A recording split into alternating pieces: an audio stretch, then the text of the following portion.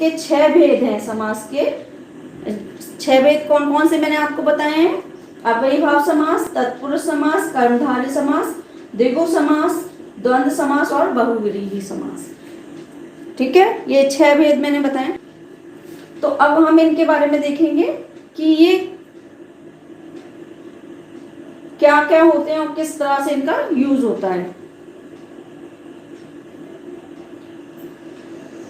अव्ययीभाव समास क्या होता है? अव्ययीभाव समास क्या होता है पहले हम ये देखेंगे।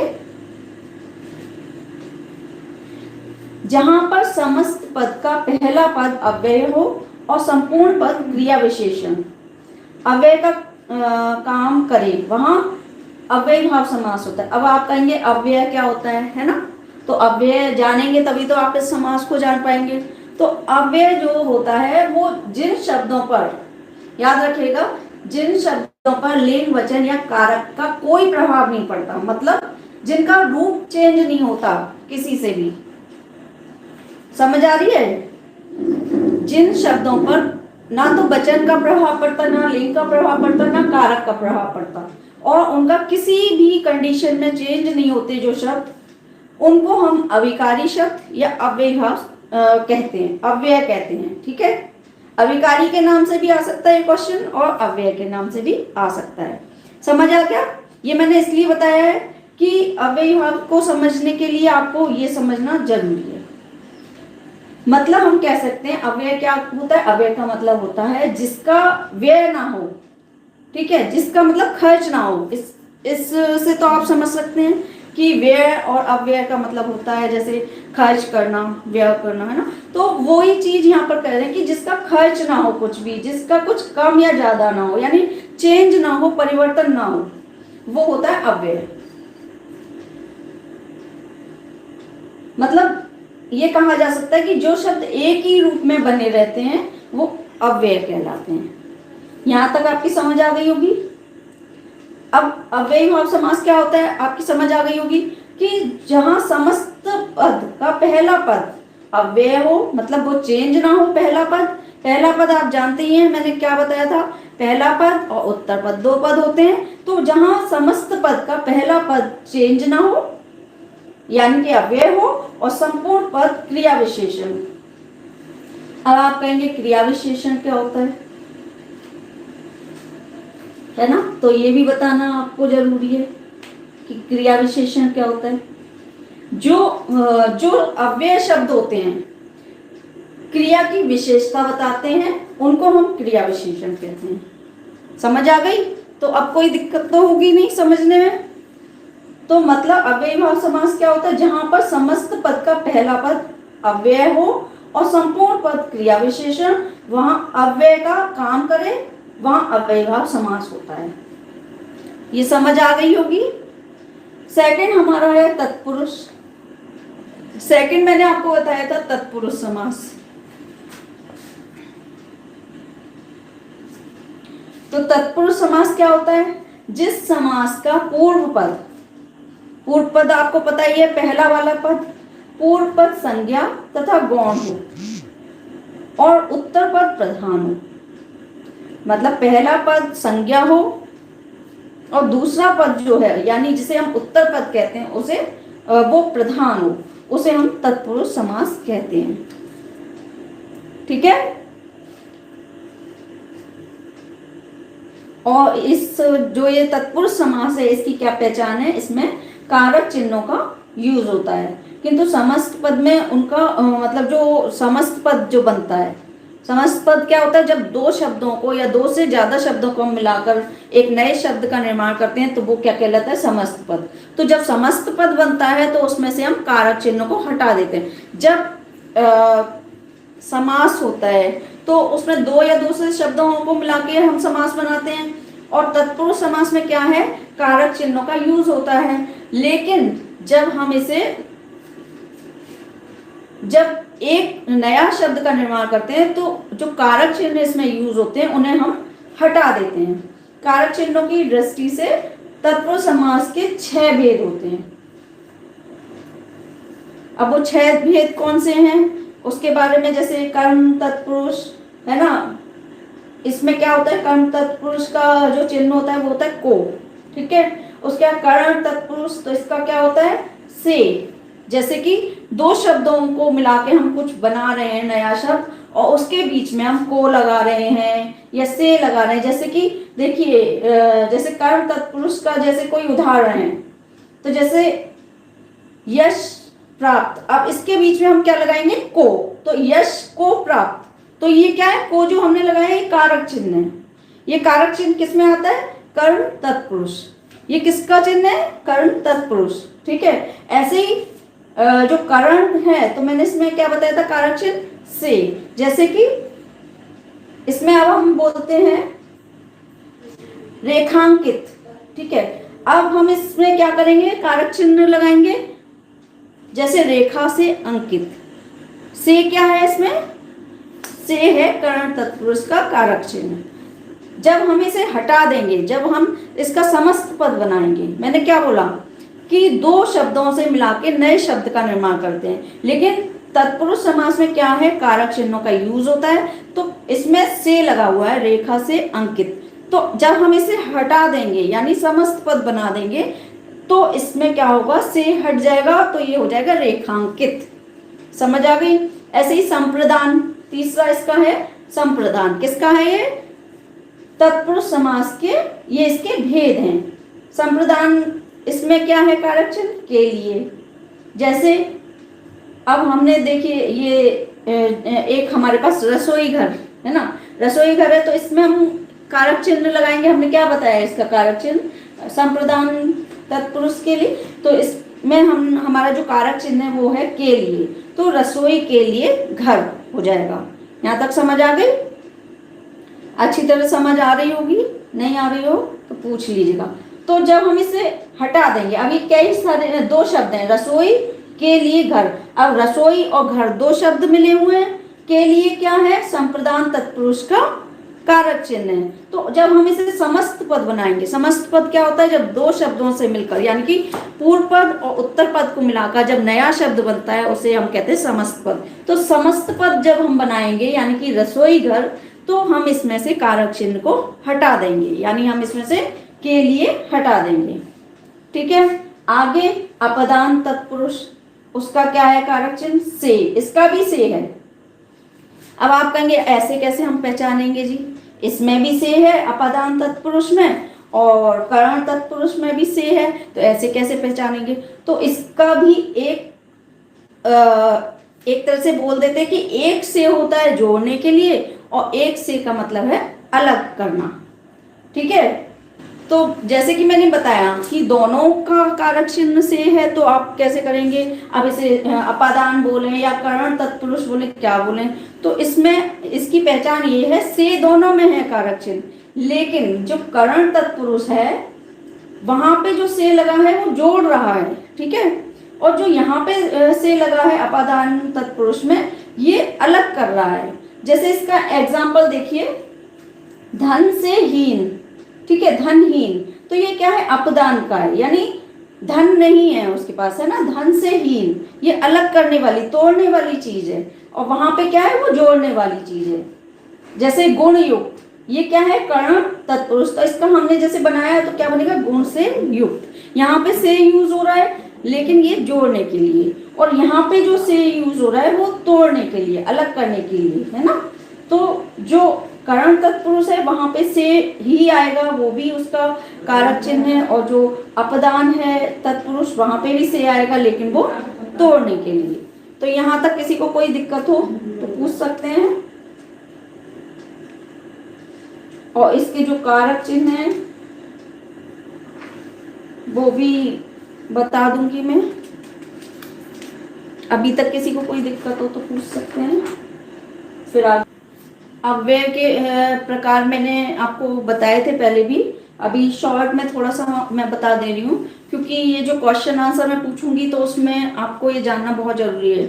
अगर पुराने वीडियो आप लोगों ने देखे होंगे तो आप जानते होंगे, लेकिन कुछ लोग ऐसे हैं जो आज ही जुड़ रहे हैं या आज ही मेरी वीडियो पहली बार देखेंगे, तो उनकी समझ में नहीं आएगा। तो उनके लिए जब मैं आपसे क्वेश्चन पूछूंगी तो उसके बारे में बताना तो जरूरी है, तभी तो वो आंसर कर पाएंगे, है ना। तो जो अव्यय हैं उनके प्रकार होते हैं 4 प्रकार होते हैं। जैसे अभी मैंने बताया था कि क्रिया विशेषण है ना, तो क्रिया विशेषण होता है, संबंध बोधक होता है, समुच्चय बोधक होता है और विस्मयादि बोधक। ये 4 प्रकार होते हैं। अव्यय के बारे में मैंने आपको बताया था कि जो शब्द क्रिया की विशेषता बताते हैं उसे क्रिया विशेषण कहते हैं, और अव्यय वो होते हैं जो कि किसी भी कंडीशन में चेंज नहीं होते, वो शब्द होते हैं। क्रिया विशेषण के भी भेद होते हैं, जैसे रीतिवाचक क्रिया विशेषण, कालवाचक क्रिया विशेषण, स्थानवाचक क्रिया विशेषण, और होते हैं जैसे परिमाणवाचक, है ना। और ये सारे क्या है, क्रिया विशेषण। कारक चिन्ह आपकी समझ आ गए होंगे कि कारक चिन्ह क्या होते हैं। नहीं आए हो तो आप लोग पूछ सकते हैं। कारक चिन्ह का मतलब होता है वाक्य में जो भी जितने भी पद हैं, है ना, जितने भी पद होते हैं उनका संबंध एक दूसरे से होता है, और जब संबंध होता है तभी एक उसका अर्थ निकल के आता है। ऐसा तो नहीं कि आपने अलग अलग कोई शब्द लिख दिए तो उनका कैसे अर्थ निकलेगा, है ना। तो जितने भी शब्द हों उनका एक दूसरे से संबंध होता है तभी उसका अर्थ निकल कर आता है। और वाक्य में किसी पद का क्रिया के साथ जो संबंध होता है उसे ही कारक कहते हैं, है ना। जैसे अब देखिए भारत ने, अब यहाँ ने लगा हुआ है ना। अगर ने नहीं लगाएंगे तो कैसे बनेगा। अब जैसे ये वाक्य देखिए, भारत ने क्रिकेट का वर्ल्ड कप जीता, ठीक है। अब भारत क्रिकेट का वर्ल्ड कप जीता, ये थोड़ा अजीब लगेगा ना, तो इसमें कारक चिन्ह लगाना जरूरी होता है, जिससे कि वाक्य में सारे पदों का संबंध एक दूसरे से हो सके। कारक के भेद जैसे कौन कौन से भेद हैं, तो कारक के भेद कौन कौन से होते हैं, जैसे कर्ता कारक, कर्म कारक, करण कारक, संप्रदान, अपदान, अधिकरण, ये सब अभी मैंने बताया आपको। चलिए आगे चलते हैं। हमारा अपदान हो चुका था। उसके बाद संबंध कारक, इसका जो कारक चिन्ह है वो क्या है, इसके जो कारक चिन्ह है वो है जैसे का, के, की, है ना, ये सारे इसके कारक चिन्ह है। अब जैसे इसका एग्जाम्पल आप ले लीजिए, जैसे गंगा जल, है ना। अब हम इसमें जैसे कारक चिन्ह क्या लगाएंगे, गंगा का जल, समझ आ गई। ऐसे ही राजपुत्र, तो इसमें क्या लगेगा, का, राजा का पुत्र। दीनानाथ, है ना। अब दीनानाथ में जरूरी नहीं का ही लगेगा, इसमें संबंध तत्पुरुष समास है ये, तो इसमें मैंने क्या क्या इसके चिन्ह बताए, का, के, की, है ना, ये सब। अब जैसे दीनानाथ है तो दीना के नाथ हो जाएगा। ऐसे घुड़दौड़ है तो घोड़ों की दौड़ हो जाएगा। आगे चलते हैं। अधिकरण, अधिकरण तत्पुरुष, तो इसके जो कारक चिन्ह है वो क्या है, अधिकरण तत्पुरुष, इसके कारक चिन्ह मैं और पर, ठीक है। इसमें मैं और पर इसके कारक चिन्ह हैं। जैसे कि इसके एग्जाम्पल, तो इसके जो एग्जाम्पल हैं, इसके एग्जाम्पल हैं जैसे कि कार्य कुशल, ठीक है। तो अब हम इसमें दो मैंने इसके कारक चिन्ह बताए थे, तो दो थे इसमें मैं और पर। कार्य कुशल में लगेगा मैं, जैसे कि कार्य में कुशल, ठीक है। सेकेंड इसका एग्जाम्पल ले लीजिए, आप बीती, तो इसमें क्या लगेगा, मैं या पर, मैं या पर। चलिए आप पर बीती, आप बीती का होगा आप पर बीती। नेक्स्ट है हमारा कर्मधारय समास। अब कर्मधारय समास क्या होता है, ये हमारा तीसरा है।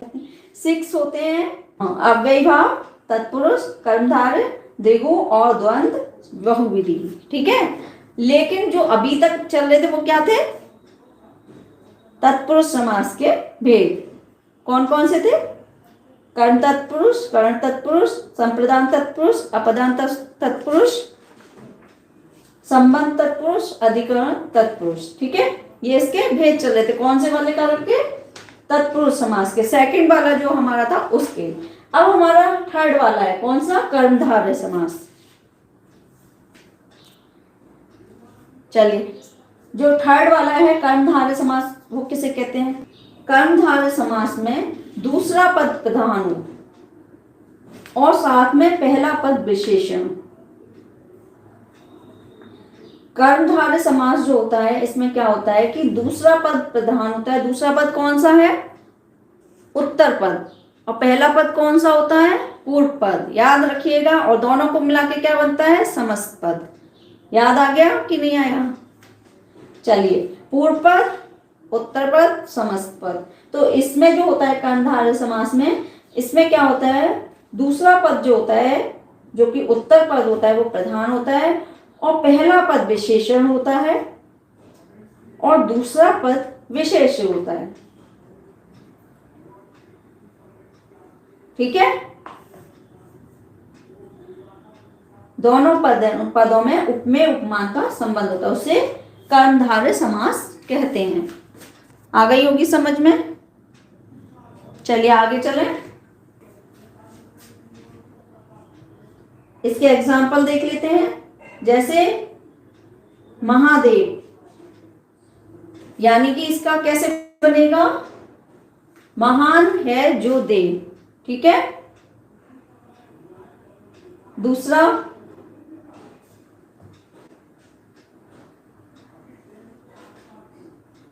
नील कमल, नीला है जो कमल। इस तरह के इसमें एग्जाम्पल होते हैं। पीतांबर, पीला है जो अंबर। तो ये क्या है? कर्मधारय समास। समझ आ गई होगी? किसी को कोई दिक्कत हो तो पूछ लीजिए। महाराजा, महान है जो राजा। इस तरह के इसमें शब्द बनते हैं। उसके बाद द्विगु समास। ये सबसे आसान समास है। इसमें ये तो शायद ही कोई भूलता होगा। ये सबसे आसान समास है, ये तुरंत पहचान में आ जाता है। द्विगु समास में क्या होता है कि जिस समस्त पद का उत्तर पद प्रधान हो। उत्तर पद कौन सा होता है? सेकंड वाला, है ना? और पूर्व पद होता है फर्स्ट वाला। तो इसका जो सेकंड वाला है, उत्तर पद प्रधान हो तथा पूर्व पद यानी कि पहला वाला वो संख्यावाची हो, उसे द्विगु समास कहते हैं। समझ आ गई? सबसे आसान है कि पहला पद इसका संख्या होता है, संख्यावाची शब्द होता है पहला पद द्विगु समास का। मुझे तो ये बहुत आसान लगता है, औरों की पता नहीं, और बहुत ही आसान लगता है कि पहला शब्द इसका संख्या होता है, संख्यावाची होता है और उत्तर पद प्रधान होता है। ठीक है? उसे द्विगु समास कहते हैं। और ये समास समूह का एक तरह से समूह का सूचक होता है कि समूह वगैरह के बारे में इंडिकेट करता है। ठीक है? जैसे इसके एग्जाम्पल क्या हैं? जैसे चौराहा, तो इसका क्या है? जैसे अर्थ 4 राहों का समूह। नवरात्र यानी 9 रातों का समूह। यानी कि देखिए, पहला पद है पूर्व पद, वो क्या है? संख्या के तौर पे आ रहा है, संख्यावाची शब्द है। नवरात्र 9 रत्नों का समूह। त्रिवेणी 3 वेणियों का समूह। शताब्दी 100 वर्षों का समूह। इस तरह के इसमें शब्द आते हैं। दोपहर 2 पहरों का समाहार, है ना? तो ये क्या है? ये संख्यावाची शब्द है पूर्व पद और दूसरा पद इसका उत्तर पद प्रधान होता है। तो वो क्या होता है? द्विगु समास। आगे चलते हैं। लास्ट इसका समास जो है वो है द्वंद्व समास। जैसा कि नाम से ही पता चल रहा है कि द्वंद्व समास का क्या मतलब है? जिस समास में दोनों पद प्रधान हो, मतलब जो पूर्व पद है और उत्तर पद है दोनों ही प्रधान है, दोनों का ही अर्थ निकलता है, उसे द्वंद्व समास कहते हैं। समझ आ गई होगी? समस्त पद का विग्रह करने पर और या अथवा एवं का प्रयोग होता है। ठीक है? मतलब जिस समास में दोनों शब्द प्रधान हो और जिसके समस्त पद का जब समास विग्रह करते हैं और उसमें हमें और लगाना पड़े, अथवा लगाना पड़े, एवं लगाना पड़े, तो वहां कौन सा समास होता है? द्वंद्व समास। जैसे कि गुण दोष, तो इसका क्या बनेगा? गुण और दोष।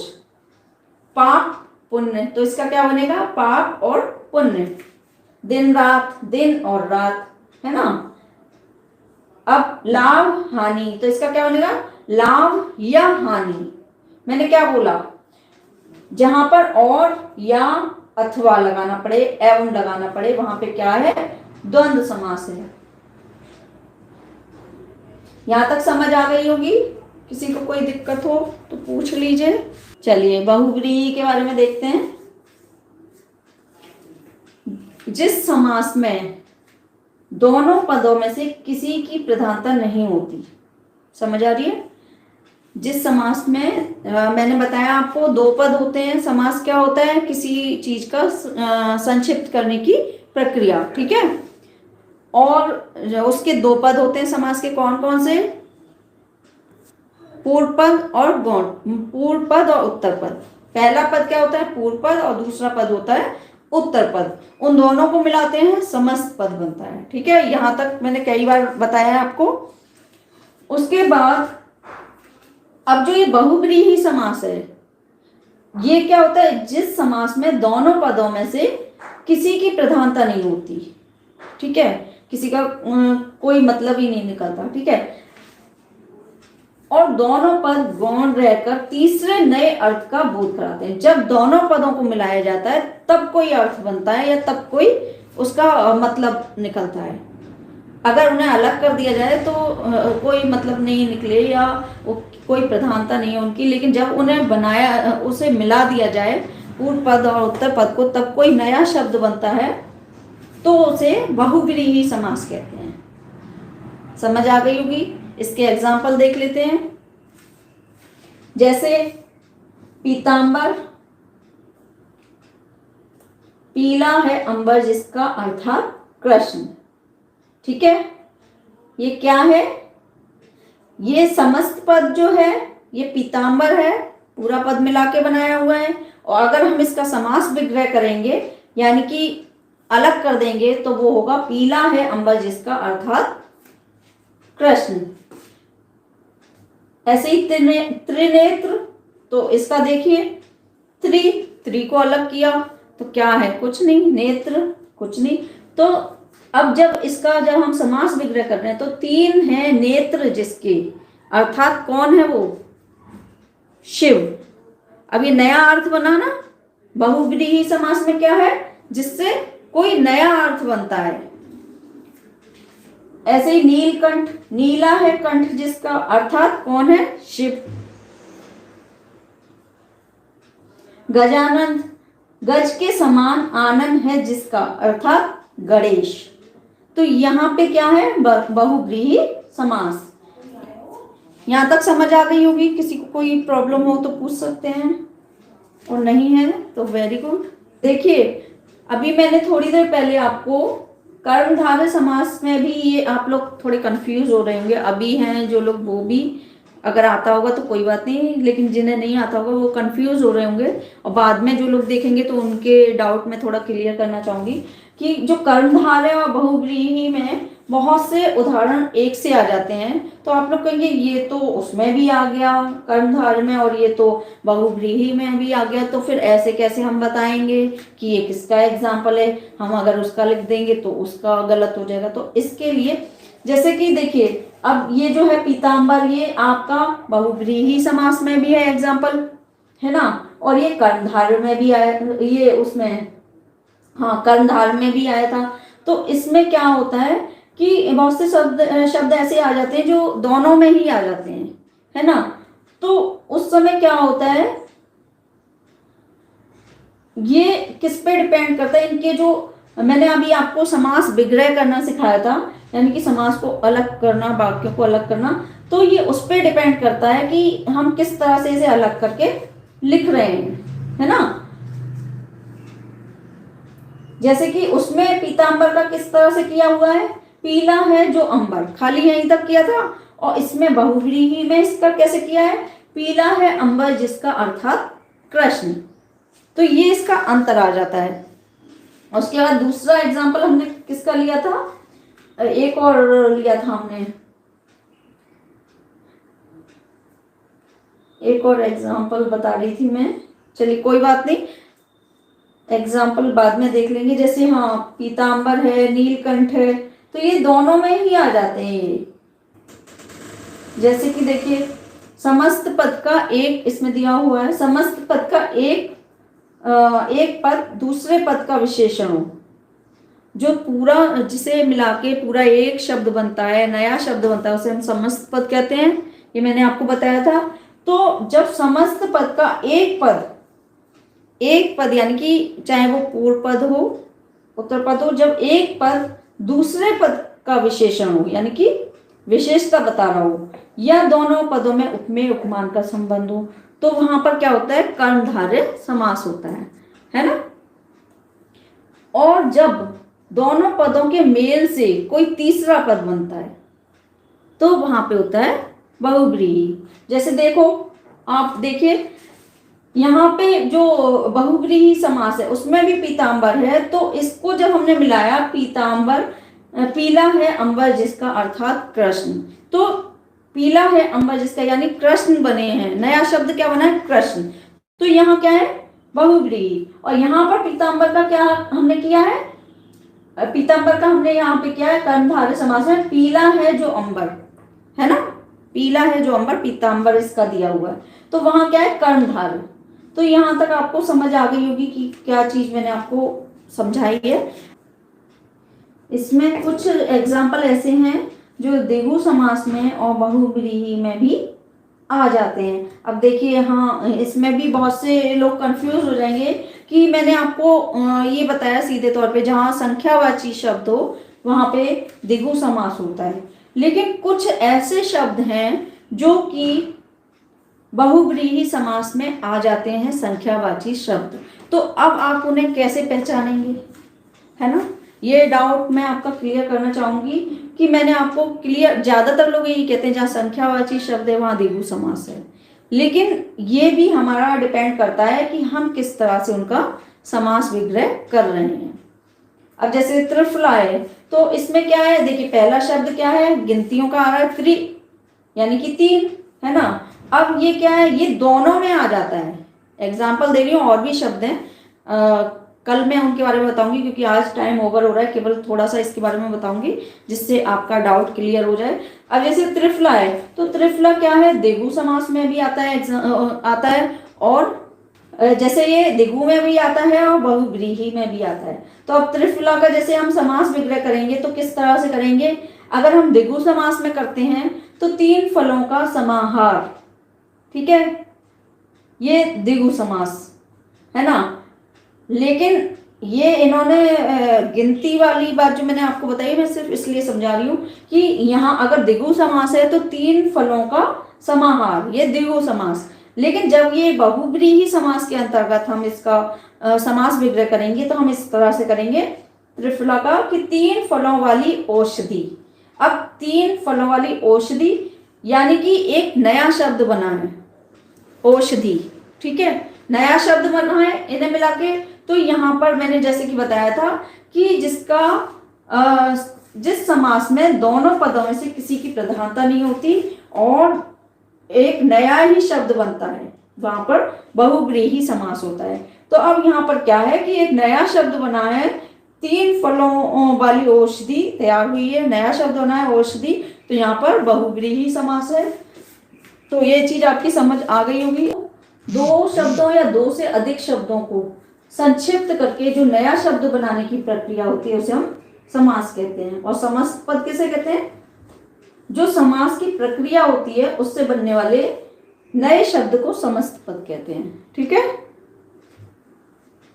इसके भेद मैंने बताए थे, समास के 6 भेद होते हैं, वो मैंने बता दिए थे, अव्ययीभाव, तत्पुरुष, कर्मधारय, द्विगु, द्वंद्व और बहुव्रीहि, ठीक है। तत्पुरुष के भी भेद होते हैं, वो भी मैंने आपको बताए थे। अव्ययीभाव में समास में पहला पद अव्यय होता है, अव्यय भी मैंने आपको बता दिया, जो कि चेंज नहीं होते, जिन शब्दों के अर्थ किसी भी कंडीशन में, उसे हम अव्यय कहते हैं। यहाँ आप अर्थ लगा सकते हैं कि व्यय और अव्यय, यानी खर्च ना होना, यानी कम ना होना। और हमेशा की तरह जो लोग नए हैं चैनल को सब्सक्राइब कर दीजिए, लाइक शेयर कमेंट करते रहिए। Thanks for watching.